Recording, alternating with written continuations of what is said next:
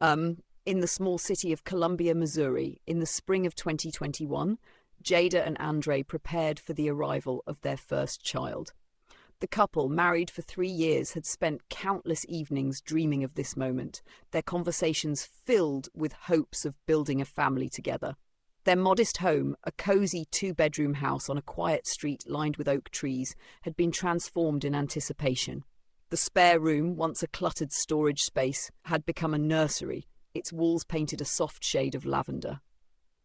A wooden crib, a gift from Andre's parents, stood proudly in the centre, adorned with a mobile of tiny stars that spun gently in the breeze from an open window. Jada had spent weeks sewing pastel-coloured curtains, while Andre, with his knack for woodworking, crafted a small shelf to hold picture books and stuffed animals. Every detail, from the plush rug to the framed ultrasound image on the wall, reflected their love and excitement for the child they were about to welcome. Jada, a schoolteacher with a warm smile and a knack for organisation, had meticulously planned every aspect of their preparations. She read parenting books, attended prenatal classes, and filled notebooks with lists of baby names and milestones to anticipate. Andre, a graphic designer with a passion for painting, brought a creative energy to their shared vision. He spent his evenings sketching whimsical designs for the nursery, dreaming of one day teaching his child to hold a paintbrush. Their bond, strengthened by years of shared dreams and quiet support for one another, felt unbreakable as they stood on the cusp of parenthood. The couple's friends and family shared their joy, offering advice and gifts during visits that filled their home with laughter and warmth. When the day arrived, Jada went into labour in the early hours of a warm April morning. Andre drove her to Boone Hospital Centre, his hands steady on the wheel despite the nervous excitement coursing through him. The delivery was smooth, and after hours of anticipation, a healthy baby girl was born. They named her Amy, a name they had chosen together months earlier, inspired by its simplicity and the way it felt like a promise of hope. Jada, exhausted but radiant, held Amy close, marvelling at her tiny fingers and the soft sounds she made. Andre stood beside the hospital bed, his eyes fixed on his daughter, a mix of awe and pride swelling in his chest. The hospital room buzzed with quiet joy as nurses came and went, offering congratulations and ensuring all was well. After a few days, Jada and Andre brought Amy home. The transition was both thrilling and overwhelming. They took turns rocking her to sleep, learning the rhythm of her cries, and adjusting to the new reality of sleepless nights and constant care. Their home, once a place of quiet routines, now hummed with the energy of new life. Friends and family visited often, bearing casseroles, diapers, and hand-knitted blankets. Jada's sister drove in from St. Louis, her car packed with baby clothes and a playlist of lullabies she insisted Amy would love. Andre's parents arrived from Kansas City, their faces beaming as they held their granddaughter for the first time.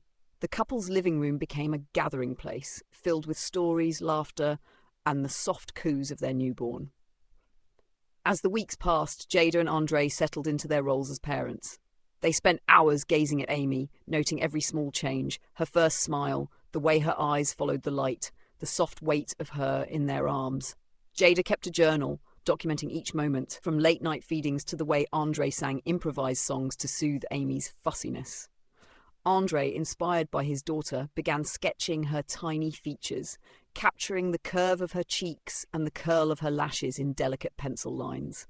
They dreamed of her future, imagining her first steps, her first words, and the person she would become. They spoke of enrolling her in music classes, hoping she might inherit Andre's artistic talents, or perhaps follow Jada's love for literature. Their plans stretched far into the future, filled with visions of family vacations, school plays, and quiet evenings spent together. The couple's home became a sanctuary of hope and possibility.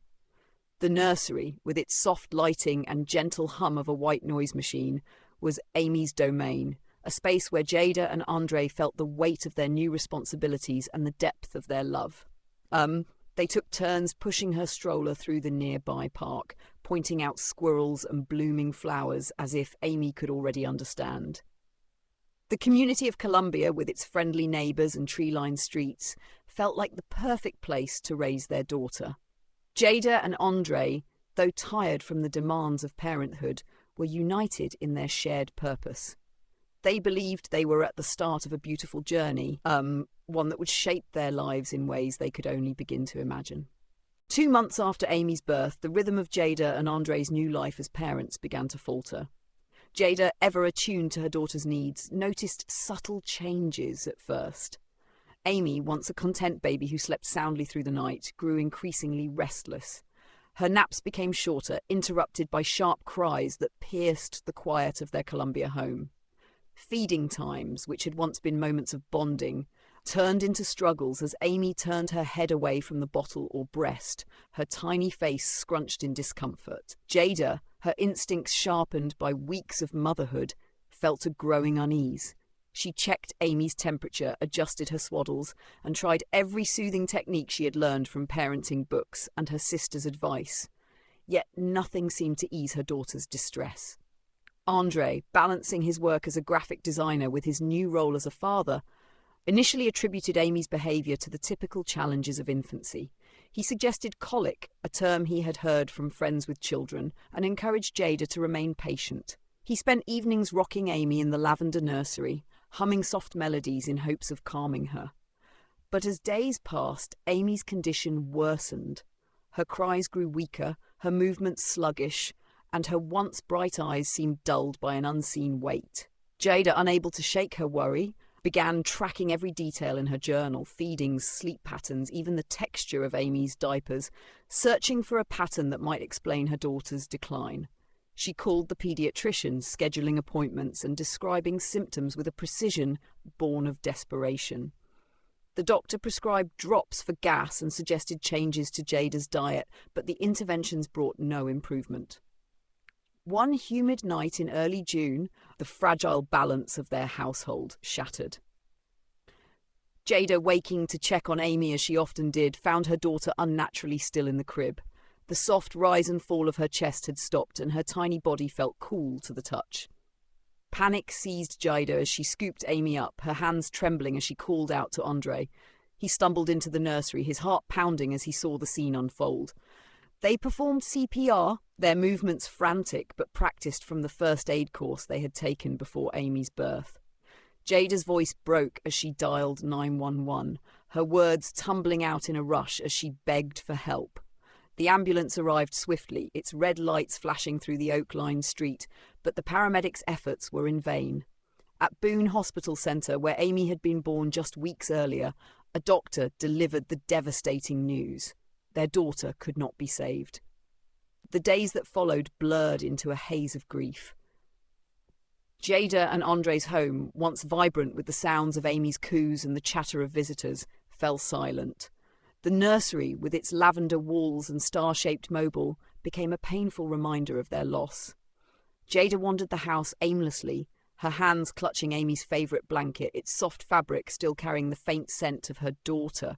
She replayed every moment of the past weeks in her mind, questioning whether she had missed a sign, overlooked a symptom, or failed to act quickly enough. Andre, grappling with his own sorrow, withdrew into himself. His sketchbook, once filled with drawings of Amy's delicate features, remained untouched on his desk. He spent hours staring out the living room window, unable to face the emptiness that now defined their home. Their family and friends, who had celebrated Amy's arrival with such joy, returned to offer condolences. Jada's sister stayed for days, cooking meals that went uneaten and sitting with Jada in silence when words failed. Andre's parents drove from Kansas City, their faces etched with sorrow as they tried to comfort their son. But no amount of support could fill the void left by Amy's absence.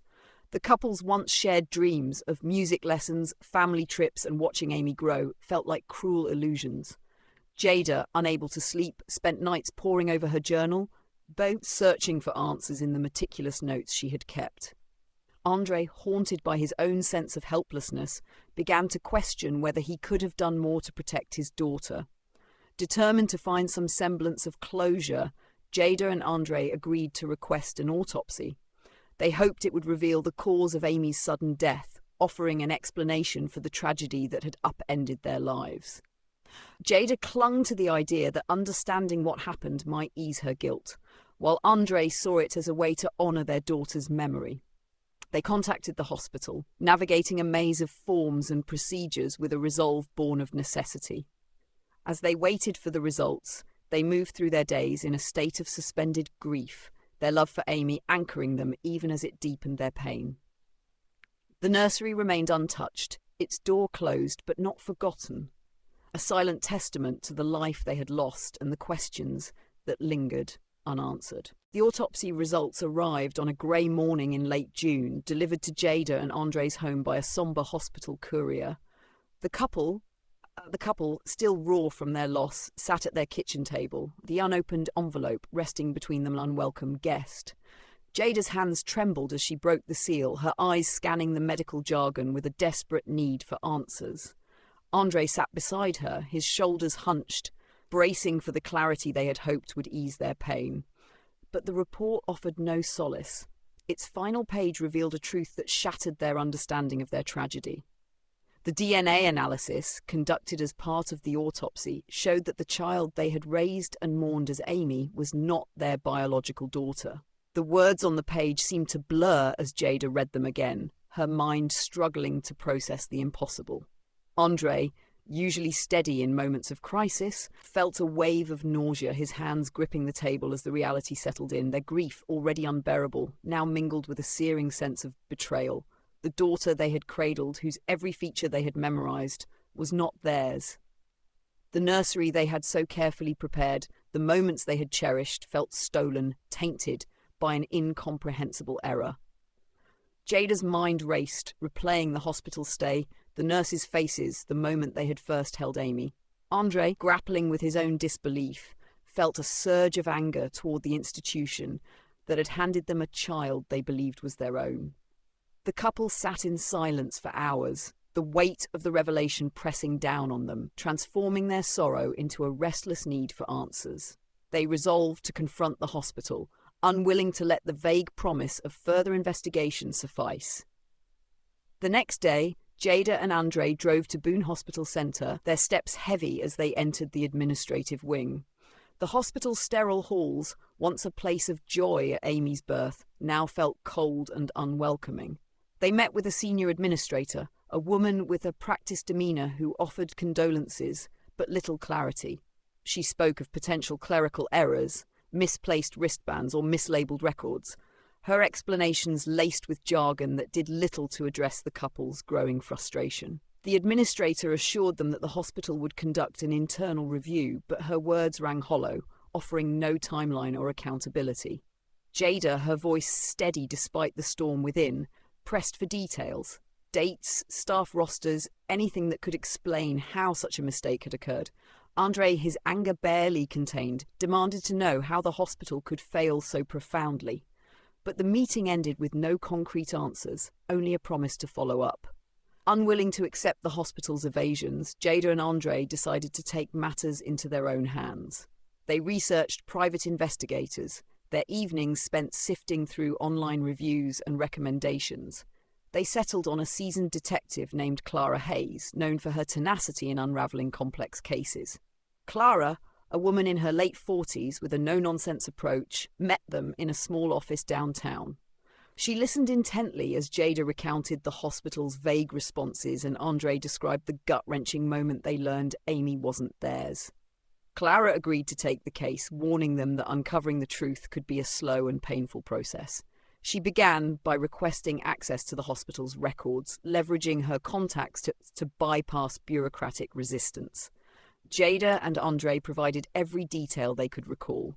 Dates, times, even the names of nurses who had cared for them during Amy's birth. Clara's investigation moved swiftly. She pored over hospital logs, cross-referencing delivery records from April 2021. She interviewed staff members, her questions sharp and unrelenting, though many claimed no memory of that day's events. After days of digging, Clara uncovered a critical detail. Another couple had given birth to a girl in the same maternity ward on the same day as Amy. The records showed discrepancies, overlapping room assignments, hurried shift changes, and a nurse's note about a misplaced wristband that had been dismissed as routine. The other couple, whose names were redacted in the files, had left the hospital shortly after their daughter's birth, their whereabouts unclear. Clara shared her findings with Jada and Andre, her voice calm but firm as she outlined the possibility of a mix-up in the nursery. The information, though incomplete, ignited a spark of hope in the couple. Their real daughter might still be out there, alive. Jada and Andre clung to this new possibility, their grief now intertwined with a fragile sense of purpose. They spent sleepless nights discussing what it meant to search for their biological child, grappling with the emotional weight of loving a daughter they had lost and seeking one they had never known. Jada, ever methodical, began compiling a timeline of their hospital stay, piecing together fragments of memory to aid Clara's work. Andre, his artistic mind, turning to practical matters, sketched a flowchart of the hospital's layout, marking the paths they had taken during Amy's birth. The couple's determination grew, fueled by the need to uncover the truth and reclaim the child who was rightfully theirs. Clara, impressed by their resolve, promised to trace the other couple, her investigation now focused on finding the family who might hold their daughter. For Jada and Andre, the revelation had shifted their world once more, setting them on a path toward answers they could not yet imagine. Clara's investigation led Jada and Andre to a rundown neighborhood on the outskirts of Columbia, Missouri, where modest homes gave way to dilapidated trailers and overgrown lots. The detective had traced the other couple from the hospital records to a family named the Warrens, who lived in a sagging house at the end of a gravel road. Clara shared her findings in a late-night meeting at her downtown office, her expression grim as she detailed the Warrens' reputation. The family, headed by a couple in their 30s, had a history of petty scams, forged checks, fake charity drives, and unreported cash jobs. Local police had crossed paths with them before, but no major charges had ever stuck. Clara's contacts in social services revealed a troubling detail. The Warrens had recently registered a baby girl, claiming her as their own to secure government benefits. The timing aligned perfectly with Amy's birth, and Clara's instincts pointed to this child being Jada and Andre's biological daughter, still named Amy in their hearts. Jada and Andre absorbed the news with a mix of hope and dread. The thought that their daughter was alive sparked a flicker of light in their darkened world, but the knowledge that she was in the hands of a family exploiting her for profit filled them with rage and fear. Clara cautioned them about the risks of confronting the Warrens directly, noting their connections to a network of small-time hustlers who operated in the shadows of Columbia's underbelly. But Jada and Andre could not sit idly by. They resolved to gather evidence, determined to build a case strong enough to involve the authorities while ensuring their daughter's safety. Clara agreed to guide them, but insisted on discretion, warning that any misstep could alert the Warrens and prompt them to disappear with the child. The couple began their own surveillance, driven by a desperate need to see their daughter and confirm Clara's findings. They borrowed a nondescript sedan from Andre's cousin to avoid recognition and spent evenings parked at a distance from the Warrens' property. The house, its paint peeling and windows covered with tattered curtains, sat on a lot cluttered with rusted car parts and discarded furniture. Jada, her teacher's precision now turned to observation, noted the comings and goings of the household. She recorded license plates, photographed visitors, and tracked patterns in a small notebook, her hands steady despite the turmoil within. Andre, his artistic eye attuned to detail, sketched the layout of the property, mapping potential entry points and escape routes. They observed a young woman, presumably Mrs. Warren, pushing a stroller during brief outings, the baby's face obscured by a canopy, but unmistakably small and vulnerable. Clara dug deeper, uncovering the Warrens' latest scheme. The family had been soliciting donations through a crowdfunding page, claiming their daughter suffered from a rare medical condition requiring expensive treatment. Flyers posted around local churches and community centres featured a blurry photo of a baby, accompanied by a heart-wrenching story of financial hardship. Clara cross-referenced the dates and discovered the campaign began shortly after Amy's birth, strengthening the suspicion that the child was theirs. She obtained financial records showing deposits from sympathetic donors, none of whom knew the baby was being used as a prop in a cruel deception. The detective also learned that the Warrens had applied for state benefits, presenting the child as their own to claim monthly payments. Each piece of evidence fueled Jada and Andre's resolve, but it also deepened their fear for their daughter's well-being in such a neglectful environment. Jada and Andre took turns watching the house, their days blending into sleepless nights.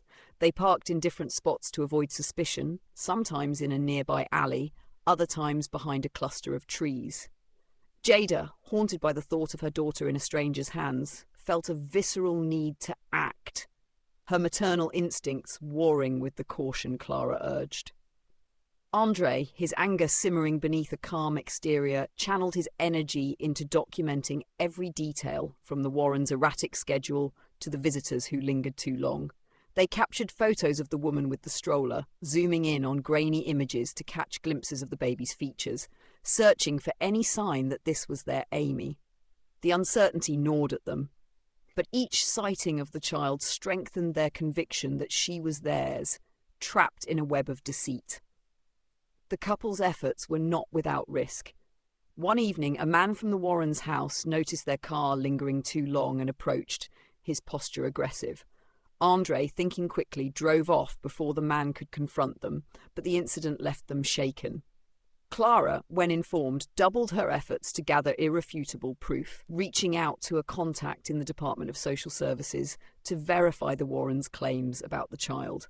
Meanwhile, Jada and Andre compiled their evidence, photos, timestamps, and copies of the fraudulent flyers, into a dossier they hoped would convince the police to act swiftly. They understood the danger of moving too quickly, but the thought of their daughter in an unsafe environment pushed them forward. Their love for Amy, the child they had named but never truly known, became a beacon guiding them through the shadows of their investigation and the risks that lay ahead.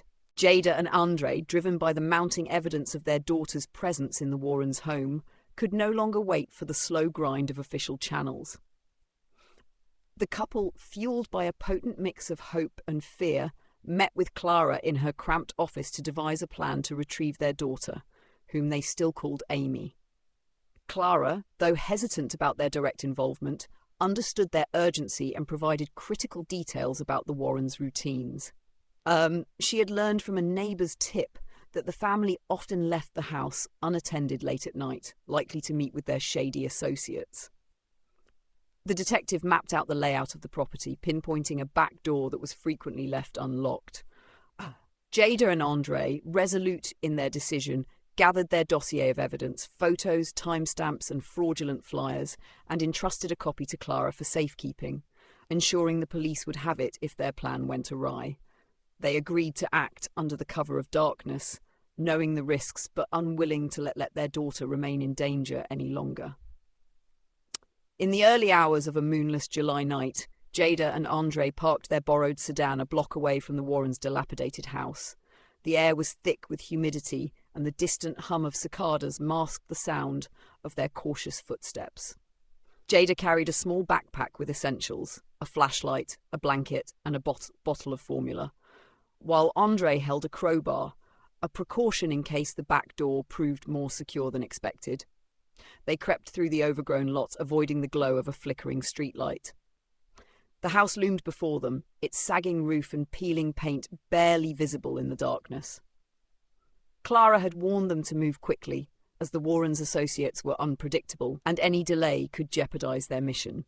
Jada's heart pounded as she navigated the uneven ground, her thoughts fixed on the image of the baby from their surveillance photos, a child she believed was hers. Reaching the back door, Andre tested the handle and found it unlocked, just as Clara had predicted. They slipped inside, the air thick with the smell of stale cigarette smoke and unwashed dishes. The house was eerily quiet, save for the faint creak of floorboards under their weight. Jada's flashlight cast narrow beams across a cluttered kitchen, revealing stacks of unopened mail and empty liquor bottles. They moved silently toward the living room where Clara had noted a crib was often placed. There, in a corner beside a worn couch, they found her, a small baby swaddled in a thin blanket, sleeping in a crib littered with crumbs and stained fabric. Jada's breath caught as she leaned closer, her eyes tracing the child's delicate features, searching for any resemblance to the daughter they had lost or to themselves. The baby stirred, her tiny hands twitching, and Jada felt a surge of certainty that this was Amy. Andre stood guard, his eyes darting to the hallway as Jada carefully lifted the baby from the crib. The child's weight in her arms felt both foreign and familiar, a fragile connection to the daughter they had never truly known. Jada wrapped her in the clean blanket from her backpack, tucking it snugly to keep her warm. But as they turned to leave, a floorboard groaned loudly under Andre's step, and a light flicked on upstairs. Footsteps thudded above, followed by a man's shout, sharp and angry. Jada clutched the baby tightly, her pulse racing as Andre motioned toward the back door. They moved swiftly, but the sound of heavy boots descending the stairs grew closer. Outside, they sprinted across the lot, the baby's soft whimpers muffled against Jada's chest. A figure burst from the house behind them, silhouetted against the dim porch light, shouting threats into the night. The couple reached their car, Andre fumbling with the keys as Jada secured the baby in the back seat, using the straps of an old car seat they had brought along. Tires screeched as they sped away, the glow of headlights appearing in the rearview mirror. The Warrens, or their associates, were in pursuit. Andre wove through the quiet streets of Columbia, taking sharp turns down narrow alleys to shake their pursuers.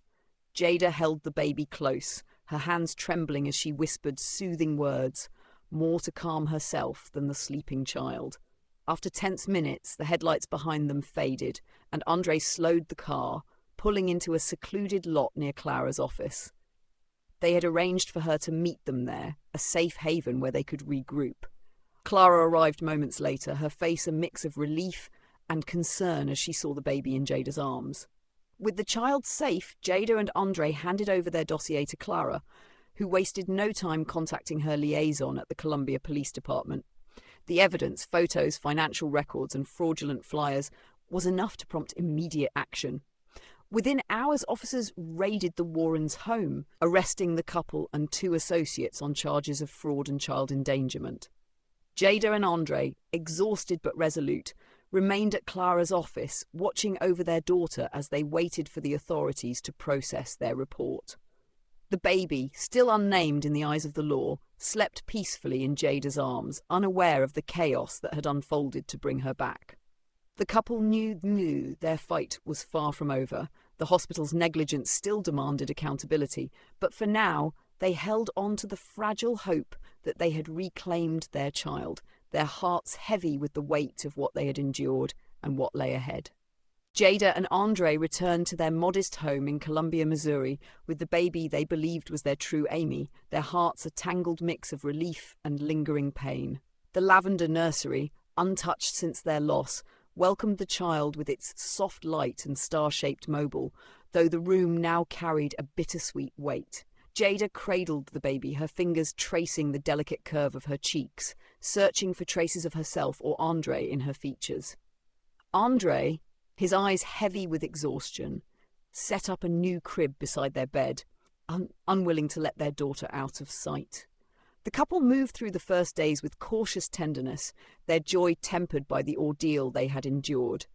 Every coo and stir from Amy felt like a fragile gift, but the shadow of their experience lingered, a reminder of how close they had come to losing her forever. The legal process to confirm Amy as their biological daughter began immediately.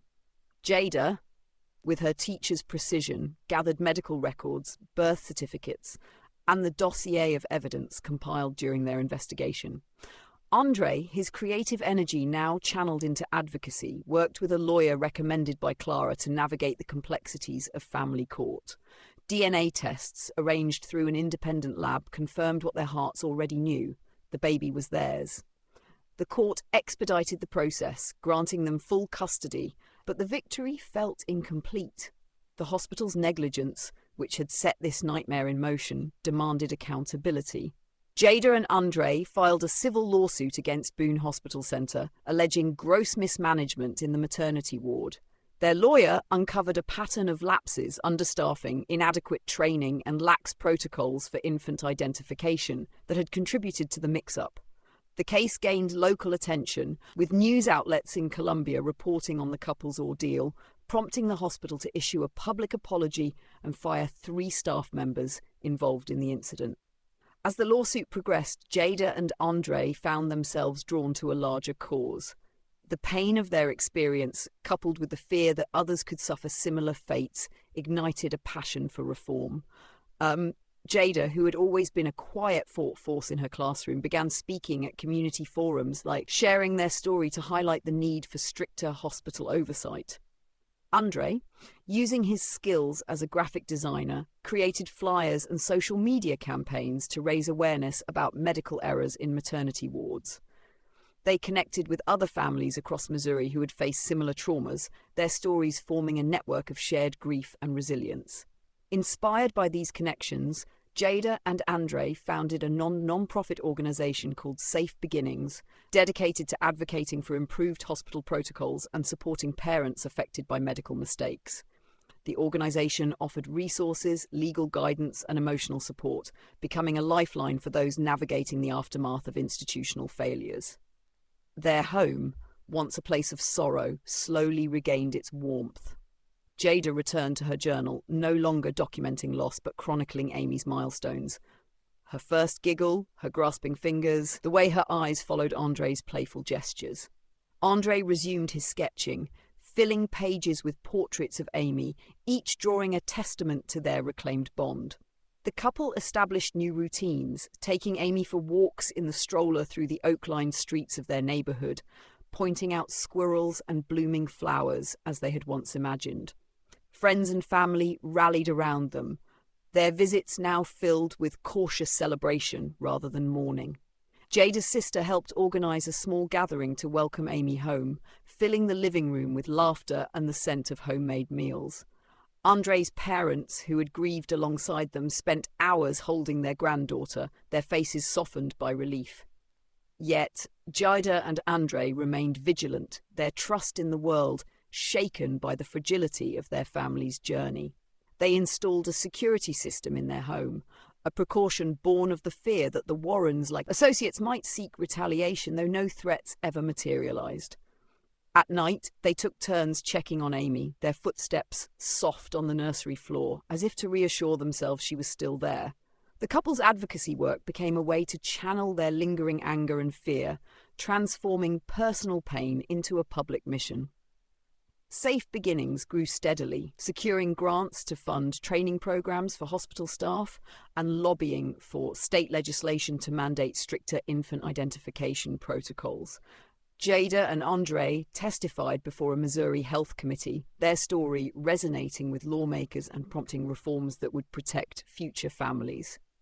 Amy, unaware of the turmoil that had surrounded her early months, thrived in the love that enveloped her. Her laughter filled the house, a sound that Jada and Andre cherished as a symbol of their resilience. They enrolled her in a local daycare, carefully vetted, where she began to explore the world with curious eyes. Jada and Andre, though forever changed by their ordeal, found a new sense of purpose in their roles as parents and advocates. Their story, shared through interviews and community events, inspired others to confront systemic failures with courage. The couple stood together, their bond deepened by the trials they had overcome, determined to ensure Amy's future was one of safety and love, while their work with Safe Beginnings carried their hope forward, a beacon for families facing their own battles.